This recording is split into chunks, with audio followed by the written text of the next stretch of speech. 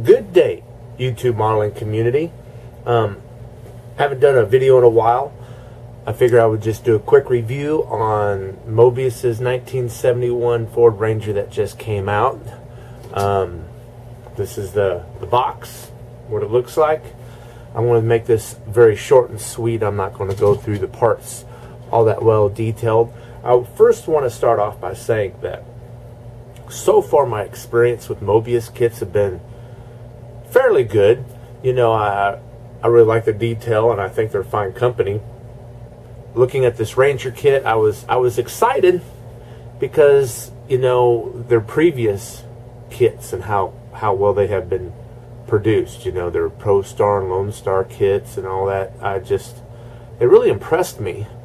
And this truck kit, I'm kind of 50-50 on it.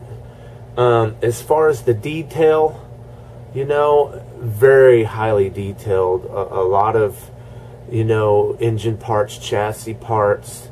You know, the chrome trimming on the truck is separate. So, you know, it really could lead to a clean build. I only have one problem, really, with the whole kit. And I'll start off with that, and then I'll go over the parts in the kit. My problem with the kit is that all of the body parts, here's the cab obviously, and the body, the plastic is rough. It's not smooth. You know, it may require some sanding to clean it up so that you can get a quality paint job. And that's rather a bummer, you know. And it's not just the cab, it's the hood, it's the sides. I noticed that the majority of the kit itself has this rough texture to it, you know. And as far as mold lines, there are no mold lines. There's some very little flashing. Everything is crisp. It would have been an awesome kit. I would have given it, you know, a 10 rating if it hadn't been for the coarseness of the plastic. And it's going to take a lot of work to clean this up. And also, I don't know if this is with all the kits or just mine, but the valance here, or the right here where the windshield is, where the cowl, that's what it is, the cowl vents. I don't know if you can see, but it's broken there. That's an easy fix, though. That won't be hard for the average modeler to fix. You know, just getting past the roughness of the body. That's my biggest complaint about the kit. The directions are very nice. It's printed on glossy paper, you know, and in color. Well, for the most part in color. Very large pictures, self-explanatory, very simple construction. They have a picture here of a finished model that's been painted and everything. That's pretty great. They have a color code with the trucks, what colors they came in, the two-tone paint schemes they came in, and the corresponding interior color to match the different colors that the truck came in. So that's the directions. I'll start off with the chrome trees, and this is the side molding for the side body. So after you paint it, you can put on the chrome trim, and you know, you don't have to worry about messing it up. It comes with the stock wheel covers, you know, and then also it has some 5-spoke, what looks to be torque thrusts, or maybe even Kragers, but 5-spoke aftermarket rims. The chrome that's put in the bags, they have onion skin paper in between the chrome pieces, you know, like so, to keep the chrome from rubbing against each other and messing it up. The front grille is really nice. The holes in the grille are actually opened up, and then the turn signal lights are molded in and they're chromed. It would have been nice if they would have did it to where they would have orange lenses instead of having to paint the chrome to simulate an orange plastic lens, and then you have a little flashing underneath them there, or where the sprues were cut. So you have to trim that, and you could take away from the chrome. You know, so it has separate door handles. You know, the door handles are separate from the body. So again, you know, once you get your body paint work and all that done, you can put chrome door handles on there, and it'll look nice, sharp and crisp.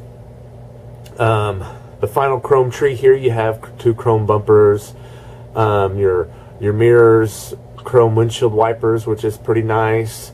The bezels, the rear bezels for the lights in the back, and then the marker lights on the hood bezels, and then your chrome valve covers and the hood lip trimming.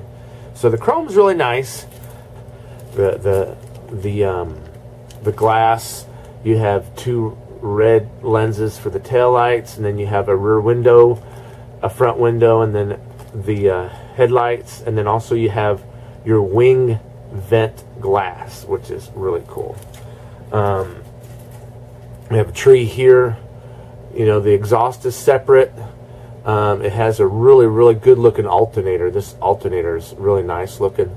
The carburetor, it's very blocky and basic, probably because they figure you're going to put the air cleaner over it and no one will see it.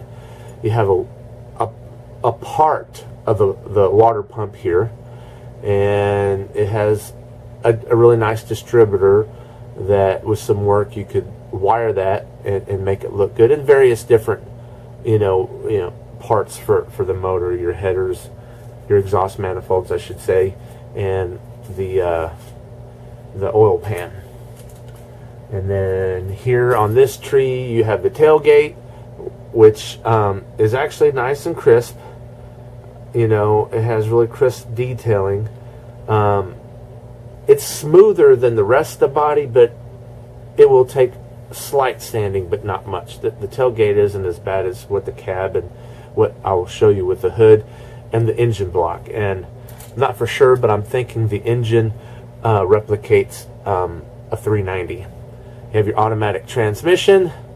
You have here the fan blade, flipping it over. You have the intake manifold, your pulleys for the alternator and the fan, and you know, the simulated belts. Okay, so here you have the steering wheel, which I just now noticed is broken. You know, it puts together fairly easily, so it would be an easy fix. I will say, from the way that it's mounted on the sprue, you have to be very careful taking this off the sprue, or the steering wheel will definitely be, you know, junked out. So that's kind of one thing that they probably should have tried to improve upon, because if the steering wheel is already broken before it's off the sprue, you know you're going to have a hard time.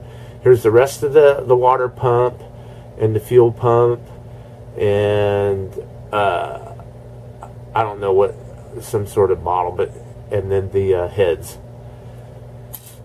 And here we have the chassis. It's a separate chassis.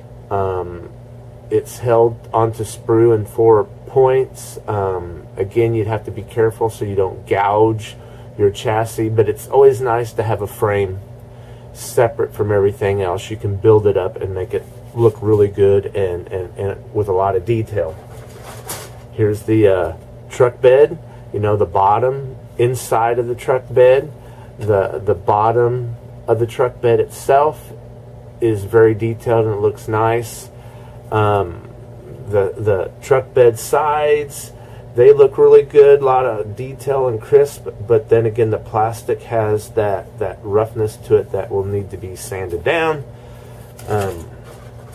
Here you have the inner part of the bed, and this is what I think is funny. The wheel wells has got that rough texture, but this part here is very smooth, and you know, I think that's funny that the one part on the kit that's smooth like it should be really wouldn't matter if it was or wasn't.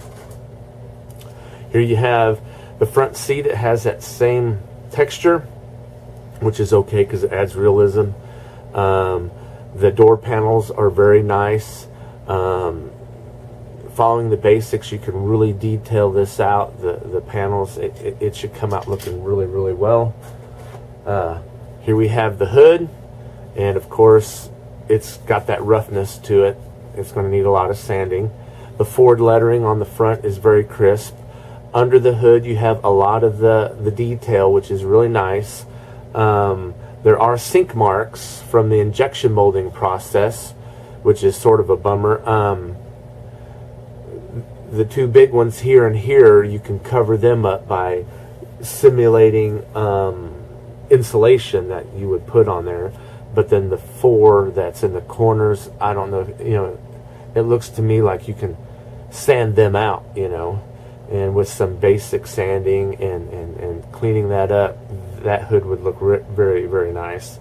You know, here's the interior floor pan. It's textured for carpeting, like it has carpeting, and I think it's kind of cool that it actually has cross member things for under the seat, even though you wouldn't see it. On the back of it, it has really good detail on what the underside of the cab would look like.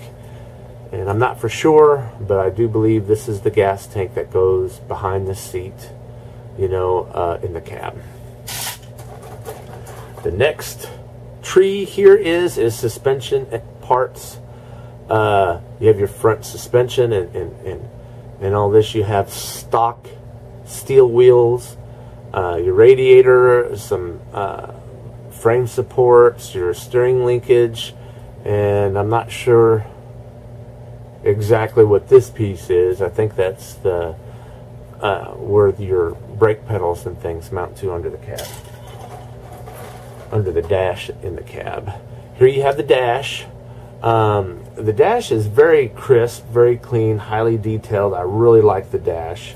On the decal sheet, I'll show you later, they have a decal that, you know, for the instrument cluster. Here you have the inside of the truck bed, and on the back of that they have the Moebius emblems and stuff, and you probably wouldn't have to get rid of that because you wouldn't see it once the bed is installed. It'd be up against the back of the cab. The firewall, some more cross members, the steering column, and this is the latch for the hood.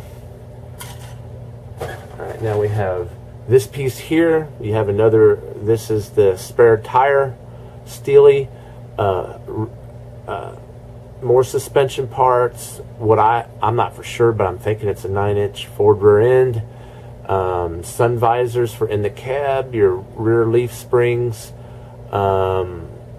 This here, this actually looks like a jack, like it's a jack, a couple of horns, your shocks, your brake booster, and brake pedals.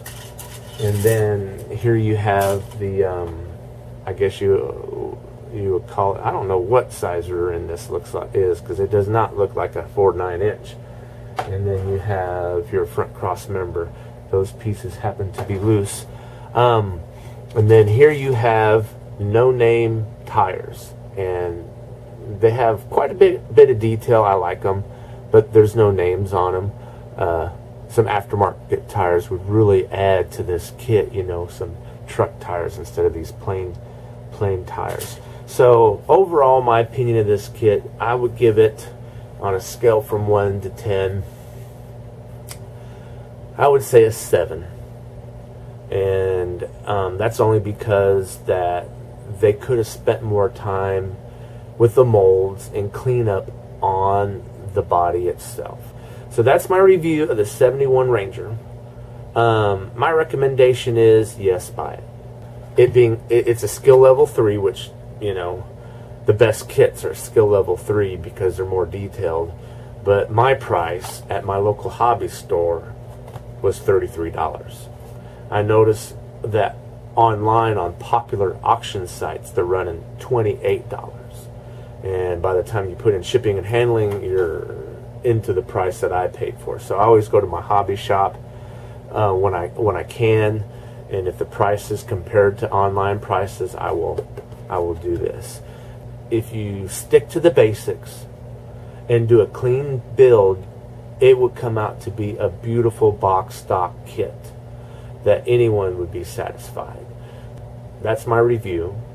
If anyone else has reviewed this kit, I didn't see any online, post a link to that in my comments so people can see somebody else's review, not just mine, because I know I sort of whipped through this one. With that, my friends, God bless and good day.